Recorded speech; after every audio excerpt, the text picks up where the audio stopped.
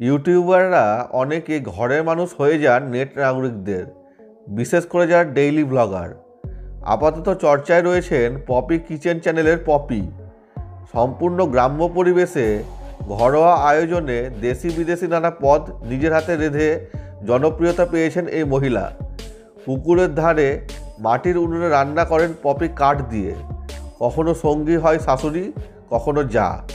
আর পপির হাতের রান্নার সবচেয়ে গুণমুগ্ধ ভক্ত হলেন বাড়ির সবচেয়ে বয়স্ক সদস্য দাদু।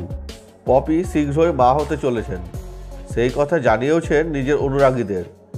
আজকাল নিচে বসে রান্না করতেও সমস্যা হচ্ছে তার, বরং পপি কিচেনের রান্নার দায়িত্ব কাঁধে তুলে নিয়েছেন তার শাশুড়ি। একাধিক ভিডিওতে রান্নার পাশাপাশি পপিকে শেয়ার করে নিতে দেখা যাচ্ছে নিজের দ্বিতীয়বার সন্তান সম্ভবা হওয়ার এই জার্নিও। বরাবরই নিজের হাতে সব কাজ করতে ভালোবাসেন তিনি। ভোরবেলা উঠে চলে যেতেন সবজির খেতে, পুকুরে নেমে নিজেই মাছ ধরতেন। সেসব এখন বারণ। গ্রামের ঠান্ডায় একটু কষ্ট পাচ্ছেন। একটি ভিডিওতে দেখা গেল ছেলেকে তৈরি করে স্কুলে পাঠাচ্ছেন। আবার আরেক ভিডিওতে দেখা যায় বেবি বাম্পের কারণে নিচু হয়ে পড়তে পারছেন না জুতো, সাহায্য করছে বর। আর একটা ভিডিওতে দেখা গিয়েছিল তার জন্য হাতে ওষুধ দিয়ে ঘুরে বেড়াচ্ছে বর, অর্থাৎ বেশ আদরে রেখেছেন তিনি স্ত্রীকে। ডাক্তার দেখাতে কলকাতায় আসার কথাও জানিয়েছেন এই ইউটিউবার। অনেকটা রাস্তা আসতে হয়, তবে হাসপাতালে এসে অনেকেই তাকে চিনতে পারে, এগিয়ে আসে কথা বলতে, যা নিঃসন্দেহে এক বড় পাওনা। নতুন বছরের প্রথম দিন পপি কীভাবে কাটালেন সেটা ভাগ করে নিয়েছেন সকলের সঙ্গে। বাড়ির সকলে মিলেই করেছিলেন পিকনিক।